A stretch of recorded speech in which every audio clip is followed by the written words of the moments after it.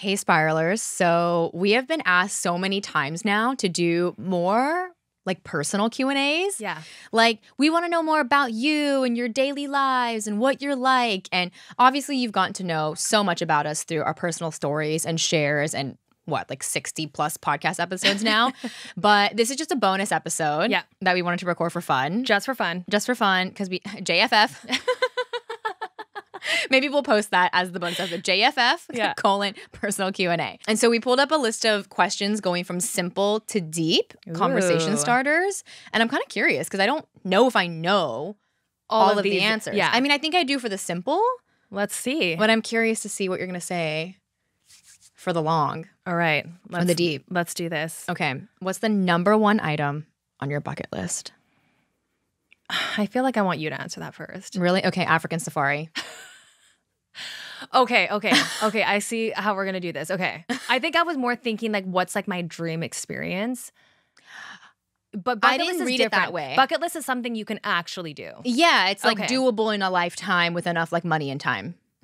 I don't know. I'm so bad with these questions. I too would like to do an African safari, but I don't know if that's like top of my bucket list. I feel like it might be to like live in Korea for like a year.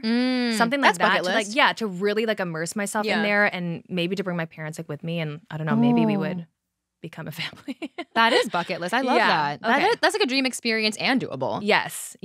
Okay. There we go. I love that.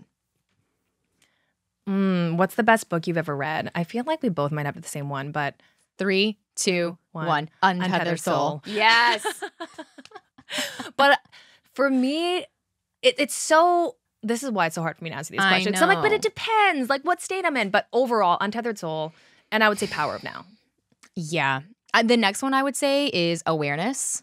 I do like that one. And also Letting Go. I'm really getting into that one. I find it so clinical. It is, but I think that's why I like it because it contextualizes and verbalizes what I feel. Because when someone asks, like, how do you let go? Right. It's hard to articulate. I find it very hard, and the book didn't help me. Like, I read about it, but I'm still learning how to do it. I feel like it's helping me. But yeah, I'm trying to think of what other books that I've been really liking. I do really like A Return to Love. Oh, very Marianne good. Williamson. Getting the Love You Want is also really good, which is kind of the same as Return to Love, but through the lens of relationships. Yeah, I'm going to stop there because otherwise I'm going to keep going because I can think of 10 more. But that was good. That was good. By the way, you can find all of our favorite spiritual books if you go to, I think it's under my bio link. Yeah, if you go to my bio link on Instagram and go to the bottom, I have like my diehard spiritual reading list. So I actually don't have mine up anywhere, but maybe I'll do that next. You should make it. All right, I will. And then you can put all your favorites. Yes. Okay. If you could live anywhere in the world, maybe you answered this already. Where would it be? We had this conversation in Tofino. We did. And I could not answer. You were like, I hate change. So I was like, I'm staying. I would stay here. It's hard because, again, this question insinuates that you would know what it would be like to live there. True. It's based on projection. So, okay, let's live in imaginary land and you're going to love it. Right. So where would you go? I think Hawaii. Yeah, I think either Hawaii or like Grenada, which is such a weird place. It's in the Caribbean. But it's not for you. Not for me. Yeah, because my husband's grandma lived there for many, many years. And so for us, it's such a small little kind of town-ish. But I don't know if we could actually live there forever. Right. But I assuming that it you'd was find it to be really small. Like it is. But that's what I like about it. It's so quiet. It's basically like a Tofino in the Caribbean. And you have an emotional connection. Yes. Yeah, but I would choose Hawaii because it's still close enough to the contiguous United States and North America. Yeah. Because I love Thailand and my brother lives there, but it's just so far. And the time zone with my work. And, yeah. I think I'd probably pick Hawaii too if it wasn't. So let's live there together. I forgot to tell you about my dream manifestation. What? So eventually we buy a house together in Hawaii. We've talked about this. Oh, we have? Yes. Okay, so we buy a house together in Hawaii that's big enough that when both of our families are there, yes. yeah, we can both be there, or like sometimes you can just be there and we can like rent it out when we're both not there, but then we also host our retreats there. It's a business write-off. Okay? That's our dream. That's our dream. Okay, what's your go-to comfort food? Korean food. Done. Same. Done. I just always want some sort of soup stew that is semi-spicy. Semi-spicy. What pet peeve drives you the craziest? Oh, man. I have so many. Do I have so many? What's your pet peeve?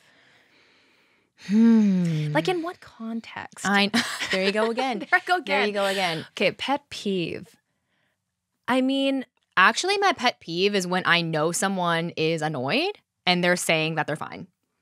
I find it so annoying. And actually, you do it a lot. You're like, I'm fine. But I'm fine. I'm not actually annoyed.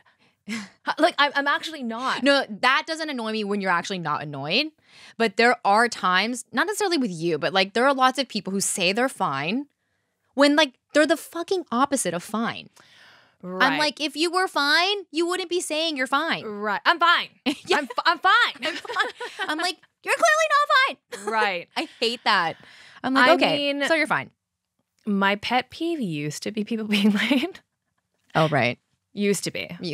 I now just enjoy my time alone until they get there. Yeah. It just really depends. So I'm going to just stop with that. I can think of so many more, but they would take a long explanation. So I'm just going to stop. Ooh. What's the last movie you saw in a theater? I feel like I know yours. Wasn't it Barbie? I actually saw Oppenheimer after Barbie. Oh, I remember that. I think that was like last year. Wow. I think the last movie I watched in theater, I mean, it would have been some form of Disney movie with my child. I can't remember what it was, though. What did we watch? Disney movie Wish? No, she watched that without me. Oh, yeah. Her first movie date without you. I was like, oh. And she's like, are you happy for me? And I was like, yes. It'd be like that sometimes. Probably, yeah, some form of Disney movie. I don't really go to the theater a lot, but I probably should. Why? Why should you? I don't know. You don't have to do anything. It? It is fun. I love movie nights because they kind of feel like blast to the past. Yeah. I don't feel like I'm in the current modern world when I go to a movie theater. Well, the one that we go to, we get like these premium seats and it's like literally like a recliner it is sofa. Modern. It is modern. And like me and Emmeline are like cuddling and it's just, and we have like these dividers so like you don't see the people next to you. You can hang up your jacket. It's great. You would do that. I wouldn't pay for that. Oh, I would. Because you're a Cancer. I'm like an extra $2 to be in private comfort. No, the last time there was a movie I was going to go see recently. I think it was, I know, I can't remember what I watched. It's one of like the big Marvel movies or whatever. And they were like, do you guys want the D-box seats? And I was like, what's that? They were like, it's the one that feels like a roller coaster, like during the action sequences, like it moves around. Oh, I don't know if I'd want that. And I was like, no. And they were like, wait, but that's like the whole point of going to the movies. And I'm like, it is? I'm like, I've never purchased a D-box seat in my life. I've never even heard of that. Well, now you have. Maybe I'll do that. Maybe we need to go to the movies more. Okay. Which one are we going with? What's your favorite hobby? Spending time with you. Honestly. I mean, you have so many hobbies. I don't feel like I have very many. Let me guess what your favorite is. Okay. Like an actual activity? Sure. Dance? Or I think it would take the top spot. Okay, so dance aside. Okay. I'm going to say either bike riding or roller skating. Bike riding. Wow. Yeah, bike riding. I fucking love bike riding. I also love roller skating. Yeah. You just do bike riding more. I just do bike riding more. And I take it out just to like ride it around. Like I'm not even going anywhere. My answer like 2 years ago would have been exercising excessively. Yeah, I was really exercise obsessed, but I'm really proud of myself that success to me now is not doing it as much. Yeah. Which is so weird because now I'm like 2 to 3 times a week. Like you do it honestly like when you feel when I have the time. Yeah, and not I just don't force myself to do it, but I also love yoga. I love the snowboarding, and now I love acting. You do.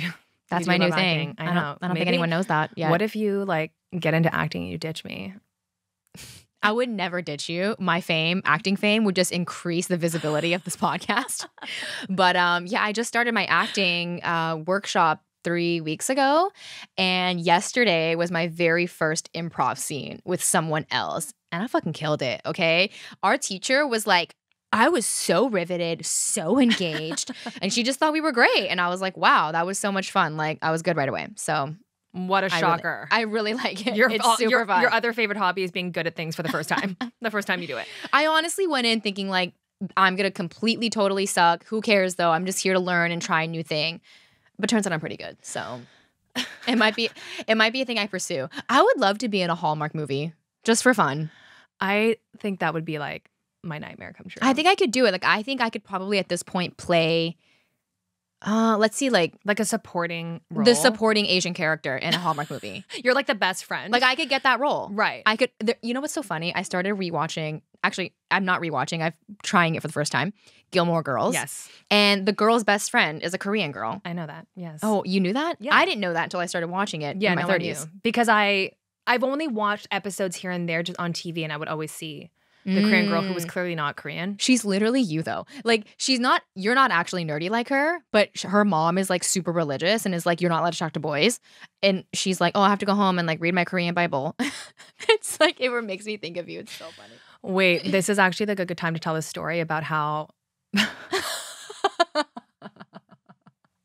I know. When I was like 13, maybe younger, maybe I was like 12, maybe 13. Yeah. My mom, because I would come home and my mom would always make me like the food I wanted. Like I'd come home and be like, oh my God, like that's what I wanted to eat. Right. So I'd say like, how did you know? And my mom said, it's because like I'm your mom and I can read your mind. And I was like. And Gina literally thought her mom could read. I was like, her mind. Like I didn't think she was like a psychic, but I thought that she could just like sense what I was thinking. Yeah. Somehow, some way.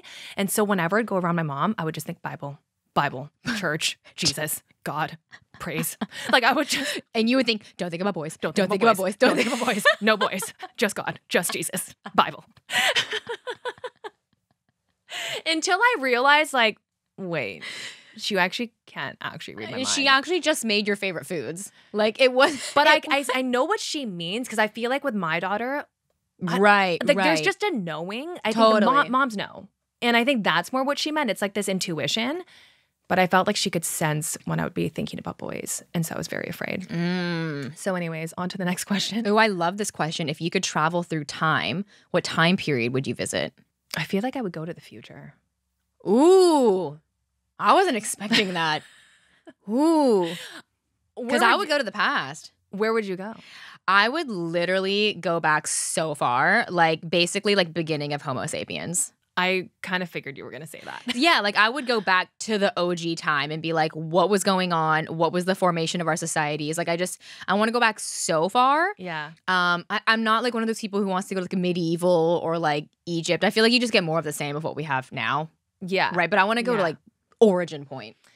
Yeah, I think other than the future, because I would probably want to see like my daughter, like, I don't know, in the future and just see like what life would be like and, you know, or I would want to go back to probably when my parents were kids and just see what they were like. Just be creepily stalking. Yeah, just like with my them in Korea. Yeah, because I just want to observe. I know nothing about my parents' childhood, like nothing about, I don't even know about their life now.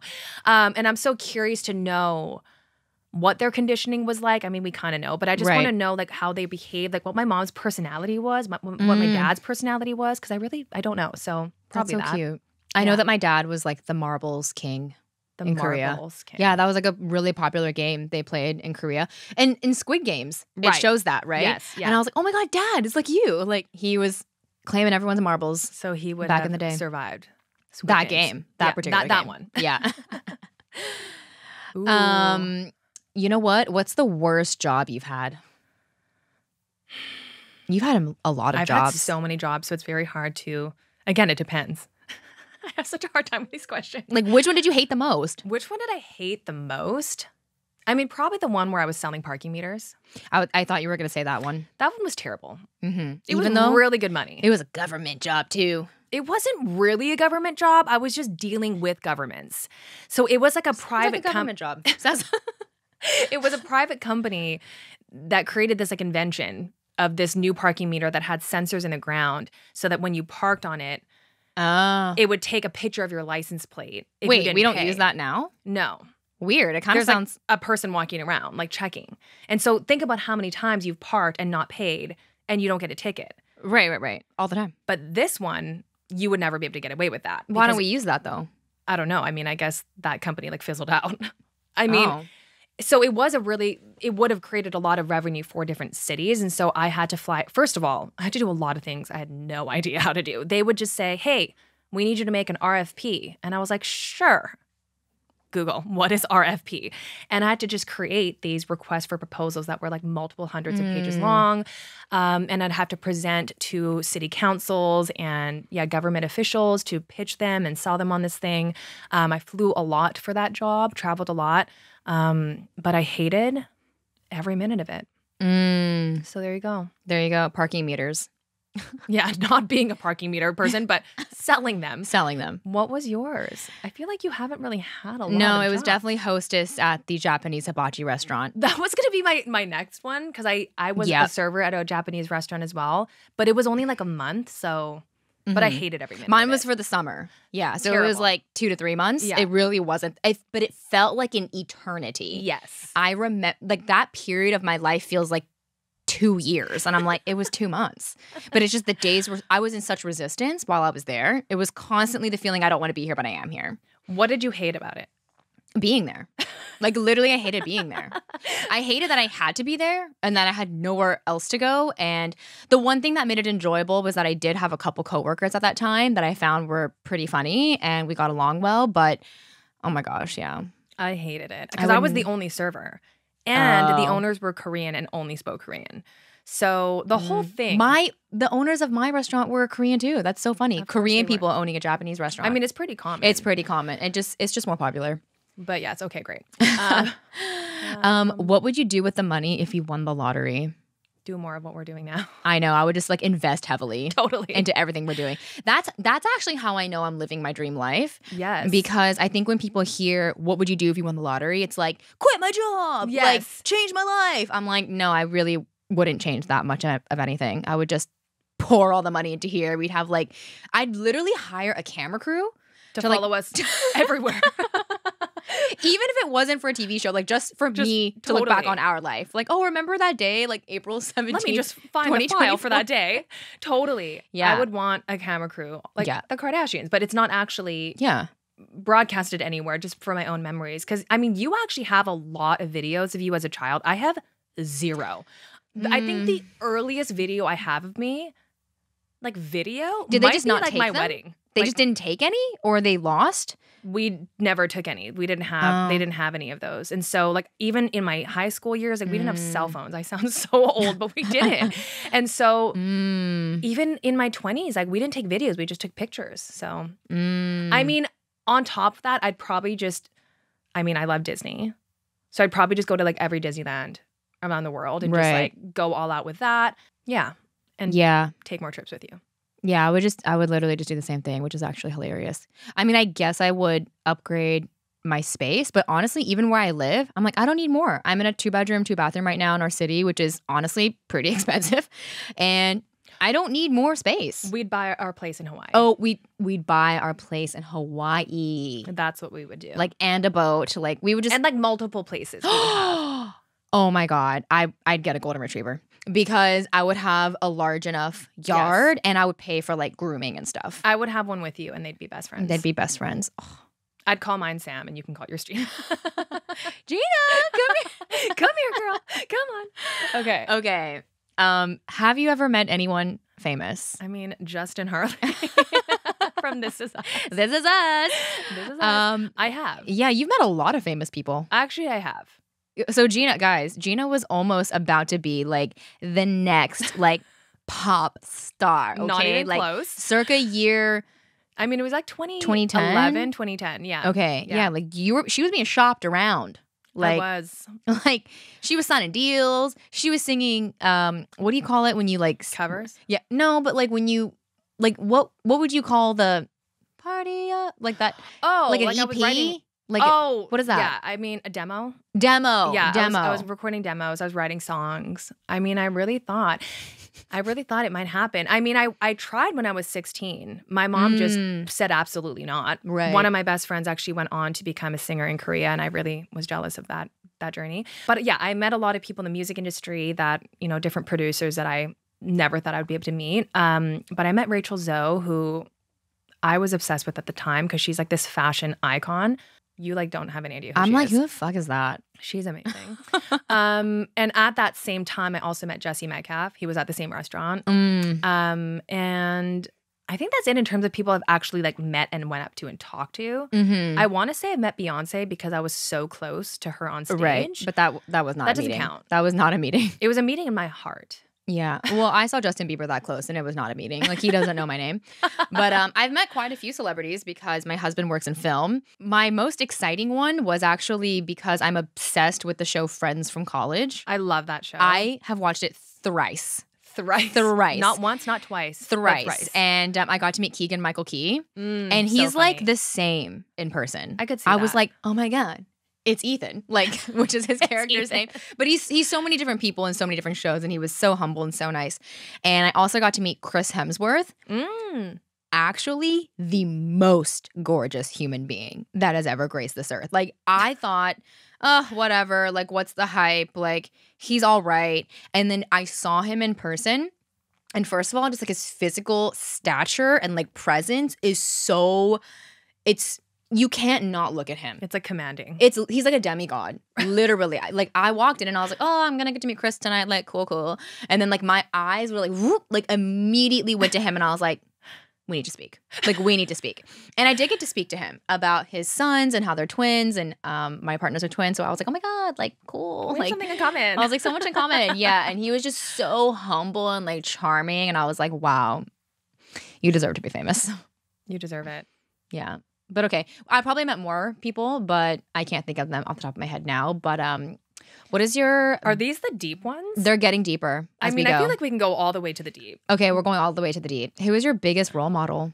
I'm gonna be so cheesy and say my daughter. Oh, I actually thought you were gonna say that. She really is my biggest role model. But in terms of like adults, I don't know. I have a really hard time. I was gonna just say you. I know. I was like, I'm gonna say you, but I've said you for so many. My answer is that. I didn't We're want such to losers. We have no role model. No, I actually have a really hard time with role model because I feel like even if it was a role model, it would be just based on my own assumptions. That's it's like, the thing. I don't It's really like, know what they live like. I just assume they live a certain way, but I don't know. I've envisioned my future self, and I'll say maybe she's my role model. I was gonna say like my future, her like higher self, but that's why I just said my daughter. Yeah, she's kind of an embodiment of the higher self. She's there. She's definitely okay. What's your best memory from childhood? I don't think you have any. I don't have one. Stop. I don't have one. Stop.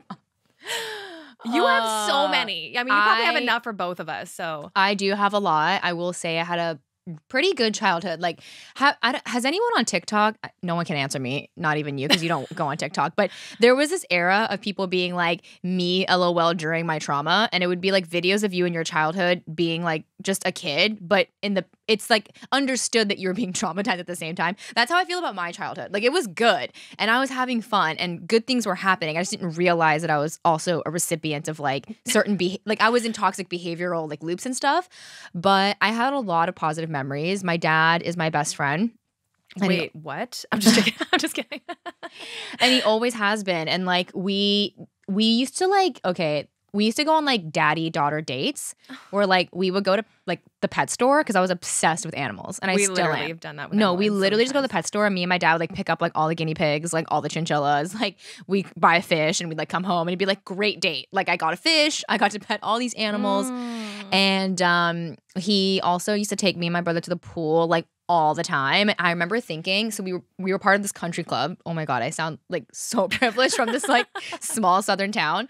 But I literally thought that when we ordered snacks from like, there was like a little snack shack, right? Where you can get like ice cream and like chips and stuff. I literally thought it was free.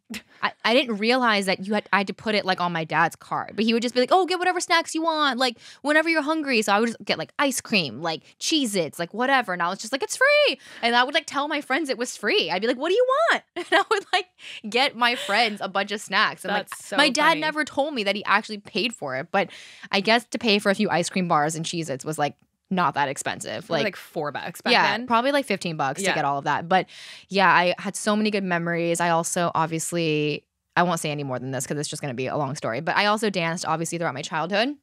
And so we put on a lot of shows. Like I was a part of the Nutcracker every year. We had a spring show, recitals, always so much joy. I loved it. So yeah. My memories are of all the things that I wish I could do. My mom said no. It was like, no. But I will say, I can think of one. So we owned a lot of businesses. They would just kind of lease a business. And so, yeah, I remember we had a grocery store at one point, and it was so fun because we lived above it, right? There was like a staircase and our house was like above it. Kim's Convenience. Kim's Convenience. No, literally. That happened multiple times with businesses. We lived like in it. But my mom would do the bakery. So every morning it'd be like freshly made like cheese bread and cinnamon buns. And that would be my breakfast. And then at nighttime, my friends would come and we would actually play in the grocery store. Back then in Alberta, there was a TV show that was like a cable TV show called Supermarket Sweeps. And you had to like get certain things and it was all timed and you'd have to scan it. And we could like scan everything. We could play with the cash register, like push all the buttons. It was super fun. I mean, that would be really fun to like play real cash register like in a real store. It was the best. You told me that and I was like, wow, that actually sounds super fun. Like I wish we had that so my daughter could experience that. That'd be so fun. It was great. So there fun. What is your definition of success? What I'm doing now, being with you. Honestly, success is liking what I do and liking myself. That's literally my definition. It's I like who I am, I like who I'm with, and I like what I'm doing. That's it. That's it. What else would be success? I'm so confused. To distill it even further, it's loving myself. Yes. No matter what. And honestly, like not arguing with what is. It's being getting to like God level of acceptance. Yeah, yes. That to me is super successful. Yeah. Great answer. Great. I think I might know yours. What's your personal motto? A motto? Hakuna Matata? I'm just kidding. No, I think I know yours. I just think you're not thinking of it. I'm not thinking of it. Is it? It's not the journey is the best part? That's mine. Well, that's also yours. That's one. There's another one. There's another one? Yeah. If it doesn't matter to God, it doesn't matter to me. Wow. Right? I kind of forgot about that That's one. like yours. That is mine. I did make that. That's yours. I did make that. If it doesn't matter to God, it doesn't matter to me. Where that birthed from was basically when I would just worry so much about, oh, am I good enough? Am I good at this? And is this video good? Is this podcast okay? And I realized that God's spirit source doesn't care about any of that, right? It's like the spiritual side of things doesn't care about our production or how good we are. It just loves. Cares about, you, just for existing. And so that's a good one. Thanks for that's yours. Yeah. You can have it. Okay, I'll take it. Ooh. What one day would you choose to live over in your life? I have so many. Literally this past weekend.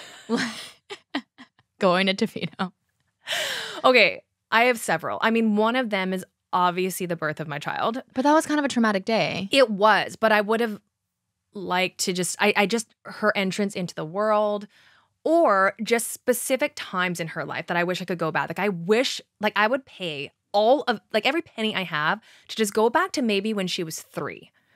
Just one day of just playing with her and her like chummy little cheeks.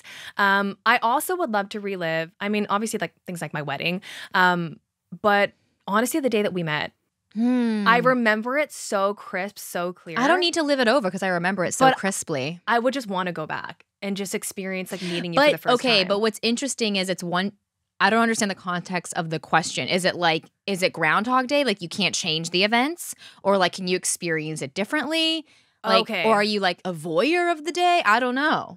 No, you get to live it again. Like you have to go back and be in that body in that day. Okay. What would you choose? Honestly, I'm so annoying. I feel like I wouldn't do this because I just want to create okay, but if you had to. Different days instead. Like if you had to. Wow, you're stumped for once. I really am because I'm feeling so grateful. There's been so many good days. Okay, fine. We'll skip it. I'll give you a pass. This one's so cheesy, but also really hard. What advice would you give to your 18-year-old self? Oh my gosh. I mean, it wouldn't be like one piece of advice, but more like start to like fall in love with yourself. See, like that wouldn't resonate with me though. I'd be like, huh? That's why it would have to be a conversation. Oh. Because I think at the 18-year-old self, I was so not like in me and I was so external, like looking for things externally. And I would just want to start her on the path of like falling in love with who you are, and being okay with who you are and like celebrating that, because I think at that age I was still just feeling so much of the pressure of everything like I wasn't to my mom, and I felt like I was wrong for liking the things that I liked and wanting to pursue the things that I wanted to pursue. And so I think just to give her permission, like it's okay, and you're going to be just fine. Just fine. I mean, very similar for me. I would say something like every decision you're going to make is going to work out. Yes. You don't have to worry about a single decision. You don't have to worry about a single outcome. They all work out. Yeah. So just live knowing that, Yeah. and you are going to be completely fine. Yes. Okay, next question. Is there a lesson that you had to learn the hard way? Like so many. So many. Like all lessons, right? All lessons. Do we ever learn a lesson the easy way? I mean, maybe sometimes. I don't think I do. I don't think we do. Otherwise, we don't learn it. My hardest one was letting go of relationships that were really not healthy. That one was really, really hard for me to learn because, and I got smacked upside the head with it many times because I kept on engaging and staying in relationships that I shouldn't be. And honestly, even like boyfriends, like before I met my husband. Yeah, that'd be mine. Okay, yeah, that's so good. I think for me, it would be that resentment is my job. That's a good one. It's so good because when I feel resentful towards people, it's like it's killing me and it's killing the relationship. And I'm oftentimes in the past like waiting for something to be altered in the other person. And we talked about this in the toxic relationships episode. But yeah, I had to learn that if I'm resentful, it's because I'm not telling my truth. So that's up to me. That's a good one. And that was hard because I really wanted it to not be me. Yeah, I guess like my overarching lesson is really like people pleasing and like and not self-abandoning. Yeah, that's huge. All right. That next is one. huge. What would you most like to change about yourself if you could? Like personality-wise? You read it how you want to read it. What would I like to change about? Oh, I know. I wish I could be like more like vocally confident. Like I wish I was more like Says the podcast host. I don't mean like using my voice. I more mean like I really observe you and I admire how you can just like give yourself props. Like even how you shared about your acting, you're like I killed that. Like I would never say that. No, but like I literally got the feedback that it was really good. But even if I got the feedback, I so you think they're lying? Even if I didn't, even if I believed them, I wouldn't leave saying, wow, I killed that. At most, I would say, oh, the teacher thought I did a really good job. Oh. But like I want to be able to, the same way I see you and I'm able to like be like, wow, like that was awesome. Like I'm learning how to do this. And so I guess this is something I'm currently changing or evolving about myself, is to be able to celebrate myself in that way. But I think what's important is that the criteria for me saying I killed it is that I did my best. Totally. So I'm like, but I did my best. So I'm like, I did good. Yes. And so I'm not saying I did better than anyone else. 100%. Right. And I know you're not saying that. And I think for me, like I wouldn't be saying that either, but it's just not something that I'm used to doing. And I want to be able to do that for myself because I'm like, you deserve it, girl. You deserve it, girl. What about you? Change about myself. I mean, I would like to be like a tad softer. Like I do appreciate like all of the fire, air energy within me, but sometimes I wish I was a little bit more like, you can come and cry to me about that. But like I mean, people have obviously, and my clients do, and you have, but I'm just not like a soft pillow, you know? I'm a couch with not a lot of like, you know when you sit on a couch? Firm couch. I'm a firm couch. Well, like, what were we talking about where I was like, what would you be in? Oh, we were eating s'mores. And I was like, what would you be? Like, what are you in this s'mores combination? Oh, yeah. And I was like, I'm the marshmallow. And you said, I'm the chocolate. So it's kind of bitter, but tasty. And it's kind of hard. And it's kind of hard. But it melts. Okay. What are people most surprised to learn about you? I can't say it on the podcast because I can't. Oh, I know. I can't. I don't think people would be surprised to learn the same thing about me, though. No, they would. You think? Yes. Yes. Okay, fine. I'll just share it then if it's that surprising. Wait. Are you talking about yours? I don't know if it's the same one. I don't think it's the same one. Okay, well, I can get so mad you guys. Okay, I'll use that one too because I thought you were going to say that one. No, I was going to say something else. Okay. So I don't know if that's obvious to anyone who's been listening, but we actually have had previous. We're both like rageaholics. Yeah, previous rage issues.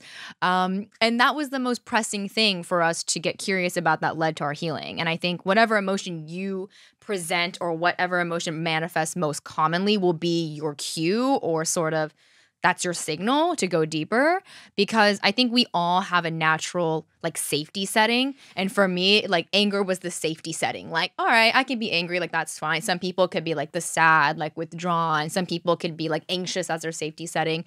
But yeah, I had a lot of anger issues. It was probably one of the first things that connected us.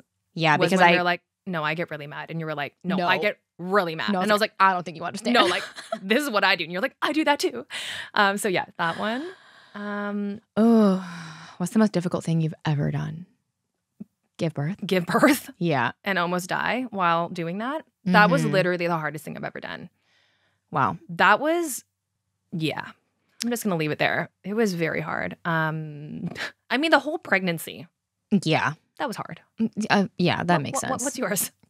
Can't say the same. But I think the most difficult thing I ever did, honestly, this sounds so cheesy, but is like accept everything I hate about myself. I was just going to say, I think like learning to love myself. And, like I shadows. hated the idea. Yeah. Like when people would say like, just accept yourself, just love yourself. I'd be like, I can't. I fucking hate myself. Right. And I really wanted to change everything before I accepted myself. Right. It was like, let me change and then I'll love myself. But that's not acceptance. Exactly. And what's so funny is you only want to change things so that you can get to acceptance. Yeah. So you could just be the source of the acceptance. And it was like I kept doing this bait and switch with myself. Like, oh, but if you change this, like then I'll accept that. And then, but the more I accepted that, the more I had to change things. And so I just kept, yeah, it was so hard. It was one of the other lessons that was really hard to learn. Yeah, I mean, I think really the most difficult thing for anyone is going to be like the shadow work. Yeah. So, and giving birth, if you choose to do that. If I choose to do that. What is your proudest accomplishment? Spiraling higher, baby. Literally. Truly. I mean, aside from being a mom, obviously. Right. My daughter's going to listen to this in like 20 years and be like, what the? But yeah. No, she's going to have heard us talk about her in a million podcasts. That's true. That's true. She's like, people know. She's like, wow, you guys said my name a lot. A lot. But it's truly this because it was the thing that was the least, like there was no attachment and it's just felt fun and no resistance and downstream the entire time. Wow. What a blessing. What a blessing. So much fun. And I hope you guys like it. When are you the happiest? Obviously when I'm with you. Honestly, this is us in our fullest. This is us. Honest. This is us. This is our fullest honest element. And so I think when you're being the most yourself, that's the most that's fun. When you're the happiest. It's like my secret to life. You will always have fun when you're being yourself. So find people that it is easy peasy to be yourself around. People who make you feel more like you. I feel like that's the key. And who want to see more of you. Yeah. Like you always want to pull more out of me. And I know. And I still want to learn about you. I'm literally doing this personal Q&A with you as if I don't know. And recording it. More than half of these things. So we can listen to it later. What are you most afraid of? I'm afraid of so many things. I'm such a wuss. I mean, I'm going to take this more of like an emotional route, I guess, because I'm afraid of snakes. Oh my God. Definitely afraid of snakes. Definitely. I'm also afraid of the dark. Me and Sam were actually walking outside at night in Tofino, and she started to walk me down a very pitch black dark street, and I got very afraid. And I was actually totally fine until you were like, what about coyotes? And then I was like, I actually don't know what I would do in that scenario. Well, because I was like, are you going to protect me? And you were like, well, not from a bear. And I said, but what about a coyote? And you're like, not that either. Yeah, maybe let's go get the car. I was like, we're the same size. Like, what am I going to do? Like your ballet kicks. I don't know. What am I most afraid of? Oh, this is so deep. I have two answers, but I'm not going to share one of them. Okay, I think the thing that's coming to me is basically like dying before I get to like do like what I want to do, but I'm already doing that. And so, you know what? Maybe, okay, I'm going to give you this because for any parent will understand this. I guess like dying before I get to see my daughter grow up. That's what I'm afraid of. Because I want to be there for her wedding. I want to see when she has kids. I am very afraid of that. So I want to see her whole life. Totally. You know? Like my parents I'm turning 40, so like they've gotten to see all of that, and I'm very afraid of missing that. That makes sense. Yeah, mine's like sort of similar, but not. I'm most afraid of ever losing my brother. Like that would be like literally my worst nightmare come to life. God. Worst. I like feel that. I could like literally not go on. Like I would quit everything and I would, cabin in the woods. Cabin in the woods. Like just starve myself and die. Like, yeah. So anyways, vulnerable moment, but that would be terrifying. I mean, we've also talked about what would happen if either one of us died. Yeah, I mean. We go pretty dark. But like, I think, not that I'm not afraid of that, but we've had so many conversations about it that I'm like, okay. And how we would cope. Okay. Yes. Like, yeah, I think I said to you, like, eventually I would like re-listen to these. Yeah. And like keep your memory alive or something like that. And you've been like, would you like carry on with the pod? I'm like, well, not for like a year or something. Like, I don't know. I take a long break and then maybe I think you'd want me to move on. And you were like, I would. Yeah, I would just like come into the studio, like my spirit. Just hover. All right. Okay, last 2 questions. What's an opinion you've had that has changed over time? Oh, I feel like I've had a lot. Do you have one? Yeah, actually I do. You go, and then maybe I'll. I used to be such a pessimist, and I actually used to believe like people never change. Ooh, that's a good one. Like people never change. Okay, yes. And I actually do think we can change. I agree. Like what we experience as people, like their behaviors and their patterns, because I actually also applied that belief to myself initially. Like, I'm never going to change. Like, I'm always going to be this angry, or like, I'm always going to not believe in myself, or like, I'm always going to hate myself. And I got to be the embodiment and proof of actually that's not true. And what's so sad is that belief was holding me back from experiencing change because, again, my ego wanted to be right. And it's like, well, if people never change, well, then I don't change. And so I had to actually experience like a death of that belief and allow myself to grow and change, and other people. Instead of keeping them capped. capped. That's a good one. I will second that. I think I have 2 now. An opinion of, honestly, like my own self-view has changed a lot. Like my opinions of myself have changed, but then the other one is actually... Oh, that's a good one. Thanks. Yeah. The other one is that actions speak louder than words. I hate that. I don't believe that actions speak louder than words. They don't, because actions just show you what your projections and beliefs are about those actions. Yes. Not the other person. The words actually are more important. And also what's being unsaid. Yes. That's way more important. Yes. Like you can make so many assumptions based on actions. Yes. So yeah, I hate when people are like, actions speak louder than words. I'm like, you know what? If we actually had a conscious conversation about this, you would understand my action and I would understand your action. And then the action would not be the thing that spoke the loudest. It would be us. Exactly.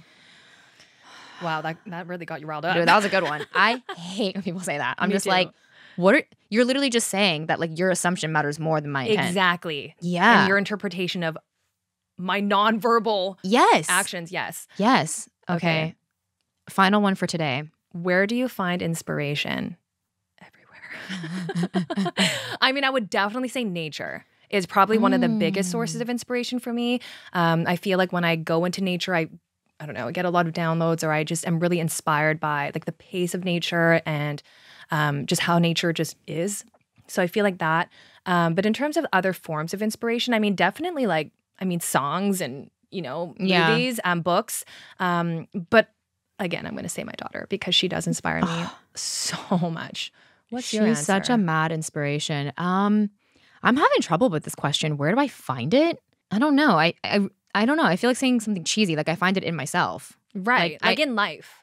Like through life experiences. Yeah. I mean, I guess obviously other people's content as well. Like you said, books, movies, poetry.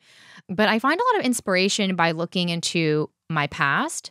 Like I find that I can look into my past and like see what I couldn't see before. I'm like, oh my God, like I was always meant to be a writer. Or like, oh my God, like I was always meant to create content like this. I'm like, and I find that so inspiring because sometimes I'll look back and I'll see all of these like false starts where like I was trying to listen to my intuition, but I was like, no, I'm just going to go the route of my programming. And I find inspiration in that because it feels like, oh, like that was always there. And it's like, but now is my opportunity to birth it and give it life. And so, yeah, I find like my past self and all of her attempts, although it, I guess, failed, you could say. I find that inspiring that I was trying at that time and that now I get to be the version that actually takes and carries those inspirations out. I feel like that's such an Aries response. Where do you find inspiration? Me. Myself. Well, this was really fun. This is so fun. We'll have to do it again. And if you have any questions you would love for us to answer, whether it be personally or whatever, spiritual guidance, anything like that, please let us know in the community. There's actually a post in there where you can fill out the Google form or just DM us. Just DM us. Yeah. I really love doing personal Q&As, and they don't have to be personal Q&As. Like she said, they can be about anything. We did a toxic relationship episode recently because people kept asking about that. Yeah. And so just remember, we love to show up here for you. And I hope you enjoyed this. Yeah. If you did, let us know so that we can do more. I mean, I find it really fun. I don't know about you, but we'll be the only ones watching and listening. It's for me. It's so I can look back. Yes. And see if my and answers be inspired changed. By yourself. This is my inspiration in 1 year from now. Yes, exactly. Okay. Just remember to join the free community if you haven't already. You can do that by joining the link in our show notes, and we will see you in the next one. Bye. Bye. Thank you so much for listening to this honest conversation. We hope it brought you peace, clarity, and a little bit further along your spiritual journey. If you loved this episode, it would mean the world to us if you left us a 5-star rating and a review so we can bring you more conscious conversations, spiritual topics, and guests. And we lovingly invite you to join our free Spiraling Higher community by clicking the link in the show notes to continue this healing dialogue and share with us how this episode impacted you. Come on in, introduce yourself, and meet your conscious besties in a safe space for healing conversations between us and other like-minded people on their healing journey. Here's to Spiraling Higher.